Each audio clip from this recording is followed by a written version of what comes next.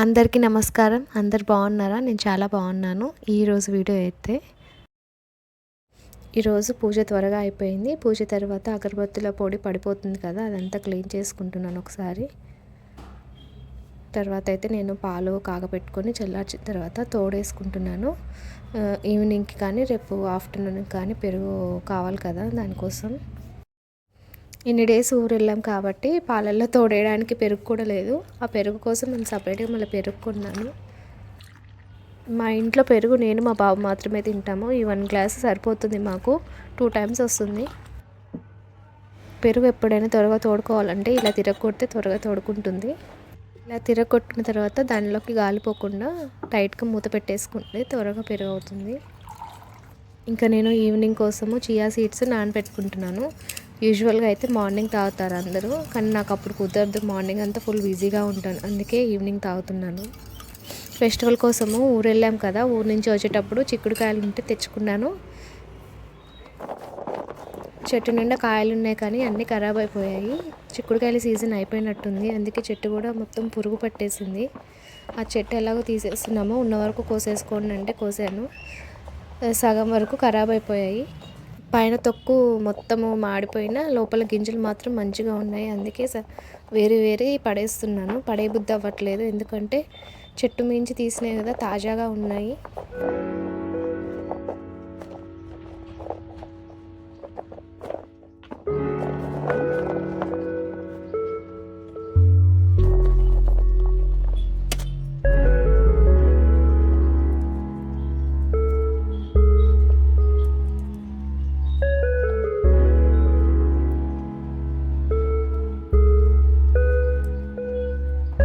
ఇంత ఫ్రెష్గా ఉన్నవి పడేయాలనిపించక నాకు తొక్కను పడేసి లోపల గింజలన్నీ కర్రీలో వేయడానికి బాగుంటుంది కదా అని అవి సపరేట్ చేస్తున్నాను. అసలు ఆ గింజలు చూసి పడేయాలనిపించలేదు, అందుకే మొత్తం ఖరాబ్ అయిపోయిన తొక్కలన్నీ పడేసి లోపల గింజలు మాత్రం నేను తీసుకుంటున్నాను. ఓన్లీ గింజలతో కూడా కర్రీ చేస్తారు. ఆ కర్రీ చాలా బాగుంటుంది, చాలా హెల్తీ కూడా. నా చిన్నప్పుడు మా నాన్నమ్మ చేసేది ఓన్లీ గింజలతోనే చేసేది కర్రీ, తొక్కలన్నీ పడేసి. చాలా బాగుంటుంది. అంతేకాకుండా చిక్కుడుకాయ పచ్చడి కోసం ఇలాంటి కాయలు అయితేనే పచ్చడి కూడా ఇంకా చాలా బాగుంటుంది. మనకి మార్కెట్కి వచ్చే కాయలు అయితే ఇలా ఉండవు, లేతగా ఉంటాయి. లోపల గింజలు అయితే అసలు ఉన్నాయా లేవా అన్నట్టు ఉంటాయి. ఈ సైజులో కాయలు మనకు దొరకడం చాలా రేర్.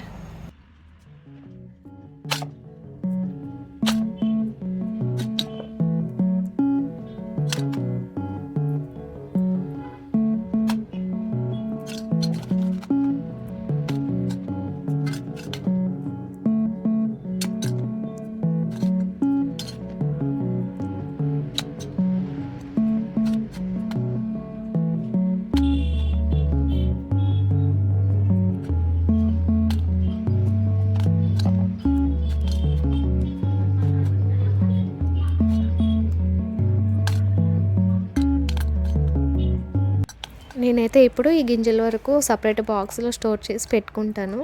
మిగతా ఉన్నాయి కదా, ఆ చిక్కుడుకాయలతో టమాటో కానీ మామూలుగా ఆనియన్స్ ఎక్కువ వేసి కర్రీలాగా చేసుకుంటాను. ఈరోజు నైట్కి అదే కర్రీ. ఫెస్టివల్కి ఊరు వెళ్తామా, ఊరు వెళ్ళి వస్తున్నప్పుడు ఉత్త చేతులతో పంపరు కదా, ఏవో ఒకటి సర్దుతారు, పిండి వంటలు చేస్తారు. అవి చాలక ఇలాంటివి కూడా సర్దుతారు. మీకు దొరకవు ఇక్కడ, బాగుంటాయి, ఫ్రెష్గా ఉంటాయి, తీసుకెళ్ళండి అని బ్యాగులన్నీ నింపేస్తారు. మా హస్బెండ్ వాళ్ళదైతే విలేజ్ కాబట్టి అక్కడ అన్నీ దొరుకుతాయి. నేను ఊరు నుంచి వస్తున్న ప్రతిసారి ఇలా ఏదైనా వెజిటేబుల్స్ కానీ కరివేపాకు, నిమ్మకాయలు ఇలా ఏది దొరికితే అవి తెచ్చుకుంటాను. విలేజ్లో ఉండాలంటే కూడా అదృష్టం ఉండాలి, ఎందుకంటే అక్కడ అన్ని రకాల ఫుడ్ ఫ్రెష్గా దొరుకుతాయి, ఇంకా హెల్దీ కూడా. మనకంత అదృష్టం లేదు. ఎన్ని డబ్బులు పెట్టినా మనకి ఇలాంటి ఫ్రెష్ ఫుడ్ దొరకవు. డబ్బులు పెట్టినా దొరకంది ఏదైనా ఉన్నది అంటే అది ఆనందము, ఆరోగ్యము. ఎప్పటికైనా అందరూ విలేజ్లోనే సెటిల్ అవుతారు. ఒక ఏజ్ వచ్చే వరకు సంపాదించే ఓపిక ఉన్న రోజులు సిటీలో ఉంటారు. ఏజ్ అయిపోయింది, రిటైర్ అయిపోయాము, పిల్లలు పెద్దగా అయిపోయారు అన్నప్పుడు అందరూ విలేజ్లోకే వెళ్ళిపోతారు. ఎందుకంటే అక్కడున్న వాతావరణము, అక్కడున్న మనుషులు, వాళ్ళ మాటలు అంత ప్రశాంతంగా అనిపిస్తుంది. ఒక ఇంట్లో కూర్చొని ఉంటే వాళ్ళు వీళ్ళు వచ్చి ఉన్నావా తిన్నావా అని అడుగుతారు. అదే సిటీలో అయితే ఎవరు పట్టించుకుంటారు? ఇంట్లో పడిపోయినా సరే వచ్చి చూడ్డానికి ఎవరు ఉండరు.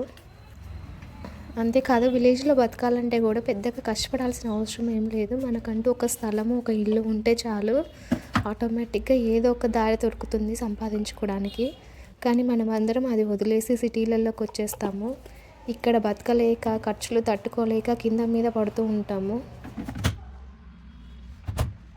నాకు ప్రతిసారి అనిపిస్తుంది, అసలు ఇంతింత రెంట్లు కట్టుకుంటూ ఈ వచ్చే శాలరీ మేనేజ్ చేయలేక అవసరమా ఇక్కడ, ఊరు వెళ్ళిపోతే ఏదో ఒక పని చేసి బతకొచ్చు కదా అనిపిస్తుంది. కానీ చదువుకున్న చదువు, చేస్తున్న జాబు వదిలేసుకొని ఊర్లో వెళ్ళిపోవడం అందరి వల్ల అవ్వదు.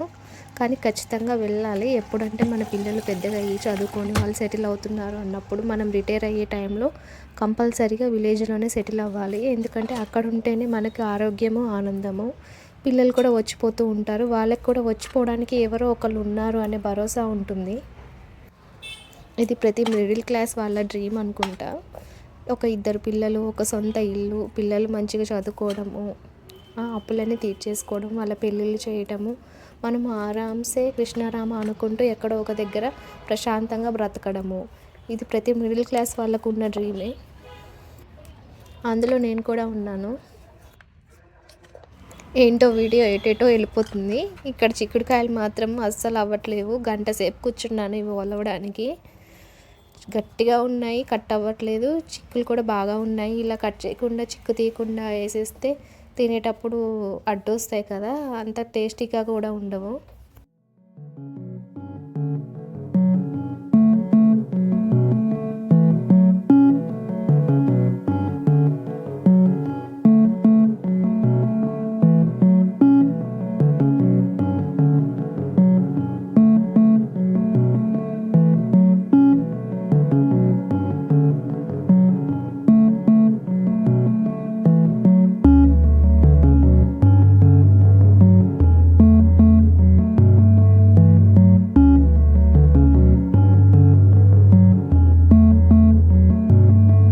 మొత్తానికి అయిపోయిందండి. ఇంత టైం పట్టింది ఈ చిక్కుడుకాయ ఒలవడానికి.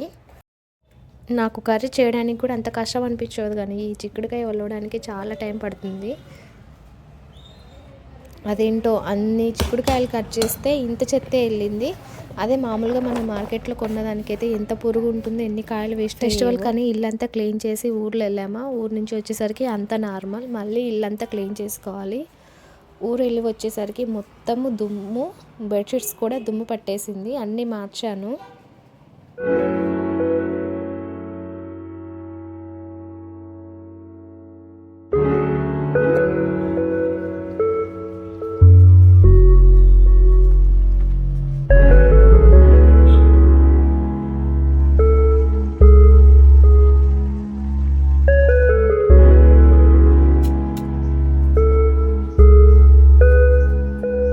మాది కింగ్ సైజ్ బెడ్. ఇంత పెద్ద బెడ్. ఈ బెడ్రూమ్ మొత్తం ఎండిపోయింది. అసలు అటు ఇటు తిరగడానికి ప్లేస్ కూడా లేదు. బెడ్షీట్ మార్చినప్పుడల్లా పెద్ద టాస్క్. నేను పైకి ఎక్కి మరీ మార్చాలి. ఈ బ్లాంకెట్ మాత్రం నేను వింటర్ వచ్చినప్పుడు వేస్తాను. వెచ్చగా ఉంటుంది బెడ్. సమ్మర్ రాగానే మళ్ళీ తీసేసి ఫోల్డ్ చేసి అన్ని పైన పెట్టేస్తాను. వింటర్లో మాత్రము ఈ బ్లాంకెట్ కప్పుకోకుండా పక్కకి వేసుకుంటాము. అంత చలిగా ఉంటుంది. బెడ్ కూడా చల్లగా అయిపోతుంది.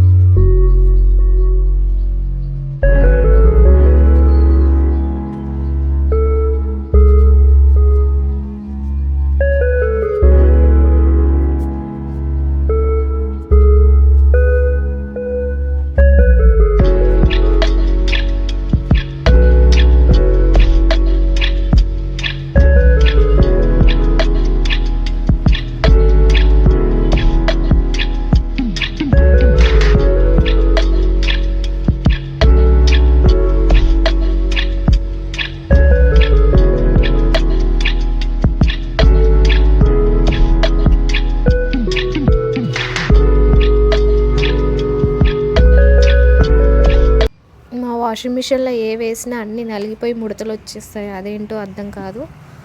అందరు వాషింగ్ మిషన్స్ అయితే బాగానే ఉంటాయి. మా వాషింగ్ మిషన్లో వేసే బట్టలు మాత్రము ముడతలు వస్తాయి. ఒక రౌండ్ వాష్ అయితే అయిపోయింది. ఇంకో రౌండ్ ఉంది. ఊరికి వెళ్ళేటప్పుడు తీసుకెళ్ళిన బట్టలన్నీ వాష్ చేశాను. ఎందుకంటే వేసుకునేవి వేసుకొనివి అన్నీ కలిపేసి ఒకే బ్యాగ్లో సర్దాను. అందుకే అన్నీ వాష్ చేస్తున్నాను. ఈ బట్టలన్నీ ఆరేసి కర్రీ అయితే చేసేసుకున్నాను. ఈరోజు వీడియో అయితే ఇది. ఇంతవరకు వీడియో చూసినందుకు థ్యాంక్ యూ సో మచ్. వెళ్ళే ముందు ఈ వీడియోకి ఒకసారి లైక్ చేయండి, అలాగే నా ఛానల్ని సబ్స్క్రైబ్ చేయండి ప్లీజ్.